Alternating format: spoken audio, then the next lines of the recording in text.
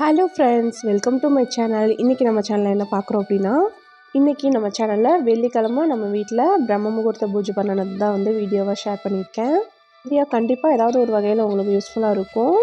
நம்ம சேனலில் first time பார்க்குறீங்கன்னா சப்ஸ்கிரைப் பண்ணி சப்போர்ட் பண்ணுங்கள். பார்க்குறதுக்கு முன்னாடி ஒரு லைக் கொடுத்து பார்க்குறதுக்கு ஸ்டார்ட் பண்ணுங்கள். காலையில் ஒரு 5:30 மணி அப்படிங்கிறப்பவே பிரம்ம முகூர்த்த விளக்கெல்லாம் வந்து ஏற்றியாச்சு. வெள்ளிக்கிழமை அப்படிங்கிறனால கொஞ்சம் மஞ்சள் குங்குமம் வைக்கிற வேலையெல்லாம் இருந்துச்சு. நிலவாசலுக்கெல்லாம் வந்து கொஞ்சம் மஞ்சள் குங்குமம் வேலை இருந்தனால எந்திரிச்சது இன்றைக்கி வந்து பார்த்திங்கன்னா 5 மணிக்கு தான் வந்து எந்திரிச்சிருந்தேன். அதனால் வந்து வீடியோ எடுத்துகிட்டு இருந்தோம் அப்படின்னா லேட் ஆயிரும், 5:30 மணிக்குள்ளே நம்மளால் விளக்கேற்ற முடியாது அப்படின்னு சொல்லிட்டு கடகடன்னு எல்லா வேலையிலும் வந்து முடிச்சிட்ருந்தேன். இன்றைக்கி 5:30 மணி அப்படிங்கிறப்ப விளக்க வந்து ஏற்றியாச்சு. இன்றைக்கி வந்து வாசலில் இந்த மாதிரி கோலம் தான் வந்து போட்டிருந்தேன்.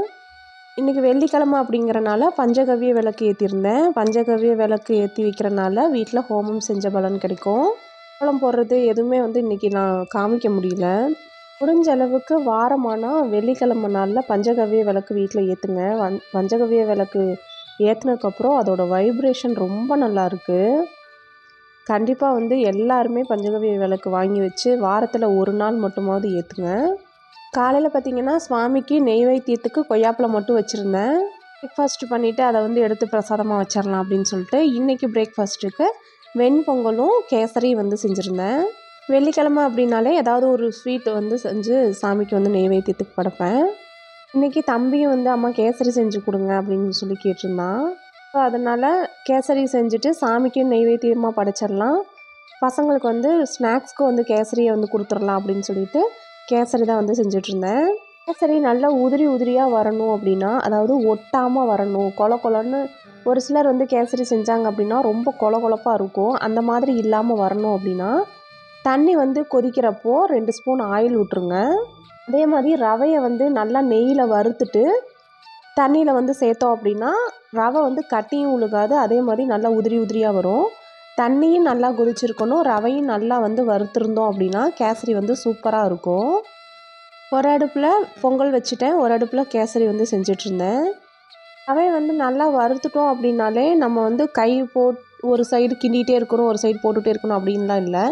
ரவையும் நல்லா வறுத்துட்டு தண்ணி நல்லா கொதிக்கிற ஸ்டேஜில் நம்ம வந்து போட்டோம் அப்படின்னா அது வந்து அதுவே வந்து கட்டி விழுகாது. அதுக்கப்புறம் நம்ம வந்து ஈவனாக கலந்து மட்டும் விட்டால் போதும். கேசரி செய்கிறப்ப எப்போவுமே ஒரு பிஞ்ச் அளவு உப்பு போட்டோம் அப்படின்னா அதோடய ஸ்வீட்னஸ் வந்து கொஞ்சம் தூக்கி கொடுக்கும். எல்லாத்துக்கும் வந்து கேசரி செய்கிறதுக்கு தெரியாமல் யாருமே கிடையாது. ஏன்னா இதெல்லாம் நீங்கள் சொல்லணுமா அப்படின்லாம் நினைப்பீங்க. அதில் இருக்க நான் வந்து ஃபஸ்ட்டு என்னென்ன தப்பு பண்ணணும்னோ அதெல்லாம் வந்து உங்களுக்கு நான் இன்றைக்கி டிப்பாக கொடுத்துருக்கேன். ஃபஸ்ட்டெல்லாம் நான் கேசரி பண்ணணுன்னு வச்சுக்கோங்களேன், களியும் கூட கொஞ்சம் நல்லாயிருக்கும். கேசரி அவ்வளோ கேவலமாக இருக்கும். ஆனால் இப்போலாம் வந்து கேசரி வந்து பார்த்திங்கன்னா ரொம்ப நல்லா பண்ணுவேன். என்னோடய பிள்ளைங்களாம் சொல்லுங்கள், அம்மா கேசரி நீங்கள் செஞ்சிங்கன்னா உண்மையிலே சூப்பராக இருக்குது அப்படின்லாம் சொல்லுவாங்க. ஃபஸ்ட்டெல்லாம் கேசரி செஞ்சு தரேன் அப்படின்னு சொன்னாலே தெரிச்சு ஓடிடுவாங்க. ஆனால் இப்போலாம் வந்து அவங்களே கேட்டு வாங்கி சாப்பிடுவாங்க. அந்தளவுக்கு கேசரி வந்து இப்போ நல்லா செய்ய ஆரம்பிச்சிட்டேன். இதுக்கு காரணம் வந்து பார்த்திங்கன்னா இப்போ நான் சொன்ன டிப்ஸ் எல்லாம் ஃபாலோ பண்ணிங்க அப்படின்னாலே கேசரி வந்து சூப்பராக வரும். அதே மாதிரி எவ்வளோ நேரம் ஆனாலுமே அந்த கேசரியோட அந்த சாஃப்ட்னஸ் வந்து மாறாது, கெட்டி ஆகிறது அந்த மாதிரிலாம் இருக்காது. அதாவது கெட்டியாகவே ஆனாலும் அந்த மிருதுவாக இருக்குதுன்னு சொல்லுவாங்கள்ல, அந்த மாதிரி இருக்கும். ஸோ இந்த டிப்ஸ் எல்லாம் வந்து ஃபாலோ பண்ணி கேசரி நீங்கள் வந்து செஞ்சு பாருங்கள். 1 கப் ரவைக்கு 2 கப் தண்ணி ஊற்றுங்க. அதே மாதிரி 1 கப் ரவைக்கு 1½ கப் அளவுக்கு சர்க்கரை போடுங்க. இந்த அளவுக்கு போட்டிங்க அப்படின்னா ரொம்ப ஸ்வீட்டாகவும் இருக்காது, ரொம்ப கம்மியாகவும் இல்லாமல் ரொம்ப சூப்பராக இருக்கும். கரெக்டான ஒரு பதத்தில் இருக்கும் கேசரி நம்ம சாப்பிட்றதுக்கு. இப்போ பாருங்கள், கேசரி நல்லா உதிரி உதிரியாக சட்டியில் ஒட்டாமல் வந்திருக்கு பாருங்கள். ரொம்ப டேஸ்ட்டாக இருக்கும். ஃபைனலாக 1 ஸ்பூன் வந்து நெய் ஊற்றிட்டோம் அப்படின்னா ரொம்ப ரொம்ப டேஸ்ட்டாக இருக்கும். ஸோ இந்த மெத்தடில் வந்து ட்ரை பண்ணி பாருங்கள்.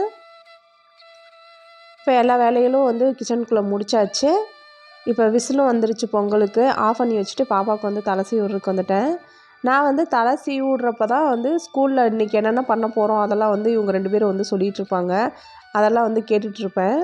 என் பையன் வந்து மைக்குக்கு முன்னாடி சொல்லிட்டு போகிறான், எங்கள் அம்மா செஞ்ச கேசரி சூப்பராக இருக்கும், நீங்களும் இது மாதிரி ட்ரை பண்ணி பாருங்கள் அப்படின்னு சொல்லிட்டு. இவங்கள ரெடி பண்ணி விட்டுட்டு இவங்களுக்கு வந்து 8:30 மணிக்கு ஸ்கூலு. இவங்கள வந்து 8:30 மணிக்கு விட்டுட்டு நான் வந்து 9 மணிக்கெலாம் வந்து வெளியில் கிளம்பணும். அதனால் வந்து கடகடன்னு வேலைகள்லாம் வந்து பார்த்துட்ருந்தேன். இன்றைக்கி வந்து காலையில் டிஃபனோடைய வேலை முடிச்சாச்சு. இவங்க வந்து ஃப்ரைடே சாட்டர்டே அப்படின்னா காலையில் என்ன டிஃபன் பண்ணுறோமோ அதவே கொண்டு போய்ப்பாங்க. ஒவ்வொரு நாளைக்கு மட்டும் வெஜிடபிள் பிரியாணி வந்து பண்ணி தர சொல்லுவாங்க ஃப்ரைடே அப்படின்னா.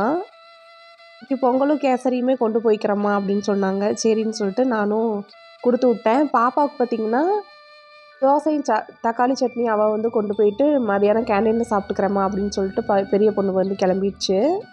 நான் வந்து குடோனுக்கு போயிட்டு வந்துட்டு அதுக்கப்புறம் மதியானம் வந்து சமைக்கணும். சரி மதியானம் வந்து சமைச்சிக்கலாம் அப்படின்னு சொல்லிட்டு இப்போ வந்து பொங்கலும் வந்து போட்டு கொடுத்தாச்சு. இவங்க சாப்பிட்டு இவங்களை கொண்டு போய் ஃபஸ்ட்டு ஸ்கூலில் விட்டுட்டு வரணும். இவங்களுக்கு வந்து போட்டு கொடுக்கறதுக்கு முன்னாடி சாமிக்கு வந்து நெய்வேத்தியம் படைச்சிட்டு அதுக்கப்புறமா தான் பாப்பாங்களுக்கு வந்து கொடுத்துருந்தேன். ஸோ இவங்களும் வந்து சாப்பிட்டு முடிச்சுட்டு இவங்க வந்து ஸ்கூலில் கொண்டு போய் விட்டுட்டு வந்தாச்சு. விட்டுட்டு வந்து இப்போ என்ன பண்ணிகிட்ருக்கேன்னா குடோனுக்கு போகணும். அதனால் வந்து பூ எடுத்துகிட்ருக்கேன். குடோனில் போய் சாமி கும்பிட்டுட்டு வரணும். அதனால் வந்து பூ எடுத்துகிட்டு இருந்தேன். இந்த பூவெல்லாம் வந்து பார்த்திங்கன்னா தாடிக்கொம்பு கோயிலுக்கு அஷ்டமி அன்னைக்கு போயிருந்தோம் இல்லைங்களா, அப்போ வந்து திண்டுக்கல் பூ மார்க்கெட்டில் வந்து வாங்கிட்டு வந்திருந்தோம். திருப்பூர் கம்பேர் பண்ணுறப்ப திண்டுக்கல் பூ மார்க்கெட்டில் வந்து திருப்பூரில் வந்து பார்த்திங்கன்னா 1/4 கிலோ செவந்தி பூ 60 ரூபா, அங்கே வந்து பார்த்திங்கன்னா அரை கிலோவே 50 ரூபா தான். அதேமாதிரி பன்னீர் ரோஸ்லாம் 1 கிலோ 40 ரூபா, சம்மங்கி பூ 1 கிலோ 30 ரூபா. ரொம்ப ரேட் கம்மியாக இருந்தனால எல்லாத்துலேயுமே ஒவ்வொரு கிலோ வந்து வாங்கிட்டேன். செவந்தி பூ மட்டும் அரை கிலோ வந்து வாங்கியிருந்தேன். இப்போ வந்து பூவெல்லாம் எடுத்துகிட்டு நான் வந்து இப்போ குடோனுக்கு கிளம்பிட்டேன். குடோனுக்கு போகிறதுக்கு முன்னாடி அரிசியெல்லாம் வந்து ஊற வச்சுட்டு போயிடுவேன். மதியானம் வந்தோடனே சமைக்கிற மாதிரி என்னென்ன சமைக்கணுமோ எல்லாத்தையும் முன்னாடி எடுத்து வச்சுட்டு போயிடுவேன். 11:30 மணிக்கு வருவேன். 11:30 மணிக்கு வந்தேன் அப்படின்னா கரெக்டாக ஒரு 12:30 மணிக்குள்ளே எல்லா வேலைகளும் முடிச்சிடுவேன் சமைச்சு. அந்த சமைக்கிற டைமில் வந்து பார்த்திங்கன்னா மிஷினில் வந்து துணியை போட்டு விட்ருவேன். நம்ம சமைச்சும் முடிச்சுருவோம். சமைச்சிட்டு சாப்பிட்டு எடுத்து காய போடுறதுக்கு கரெக்டாக இருக்கும். அதே மாதிரி கரெக்டாக அந்த வெயில் வந்து பார்த்திங்கன்னா ஒரு 2 மணி அப்படிங்கிறப்ப நம்ம எடுத்து காய போட்டோம்னா ஒரு 5 மணிங்கிறப்பெல்லாம் எடுத்து மடித்து வச்சிடலாம். காலையில் துவைச்சி போட்டோம் அப்படின்னா பொழுது அன்றைக்கும் வந்து வெயிலில் காயற மாதிரியே இருக்குது. அதேமாதிரி நிழல்ல போட்டாலும் அந்த வெயிலில் போட்ட ஒரு ஃப்ரெஷ்ஷான ஒரு ஃபீல் வந்து நிழல்ல போடுறப்போ வரமாட்டேங்குது. அதனால் வந்துட்டு நான் வெயிலில் போட்டு எடுத்து வச்சிடுறது. இப்போ வந்து கிளம்பியாச்சு குடோனுக்கு. குடோனுக்கு போகிற வழியில் என்னாச்சுன்னா சாவி வந்து குடோன் சாவியை வீட்டிலே வச்சுட்டு போயிட்டேன். சரி நம்ம குடோனுக்கு தான் வந்து சாமி கும்பிட முடியல, நம்ம வந்து சாய்பாபா கோயிலில் போய் சாமி கும்பிட்டு வரலாம் அப்படின்னு சொல்லிட்டு சாய்பாபா கோயிலுக்கு தான் வந்து போயிருந்தேன். சாய்பாபா கோயிலில் வந்து பார்த்திங்கன்னா இந்த கோவிலுக்கு வந்து கிட்டத்தட்ட 1 வருஷத்துக்கு மேலே இருக்கும். இந்த கோவில் எங்கே இருக்குதுன்னு பார்த்திங்கன்னா யுனிவர்சல் தேட்டர் கிட்டே இருக்குது. ஸோ இந்த கோயிலில் போய் சாமி கும்பிட்டு வரலாம் அப்படின்னு சொல்லிட்டு சாமி கும்பிட்டு வந்திருந்தேன். இந்த கோவில் புதுசாக இந்த துவாரகமாயிலாம் வந்து கட்டியிருந்தாங்க. இதெல்லாம் வந்து நான் இன்றைக்கி தான் வந்து ஃபஸ்ட் டைம் பார்க்குறேன். துவாரகமாயி அப்படின்னா அந்த தேங்காய் ஓடெல்லாம் போட்டு எரிச்சிட்டே இருப்பாங்க. அதில் எரியிற சாம்பலத்தான் வந்து நம்மளுக்கு திருநீராக கொடுப்பாங்க அப்படின்னு வந்து பூசாரி வந்து சொல்லியிருந்தாங்க. எனக்கு துவாரகமாயினா என்னன்னே தெரியாது, இன்றைக்கி தான் தெரிஞ்சுக்கிட்டேன். இந்த சிலையெல்லாம் ரொம்ப அழகாக இருந்துச்சு. இது வந்து பார்த்திங்கன்னா தத்ராத்ரேயர், பிரம்மா விஷ்ணு சிவன் 3 வந்து சேர்ந்த ஒரு அவதாரம் தான் இந்த தத்ராத்ரேயர்.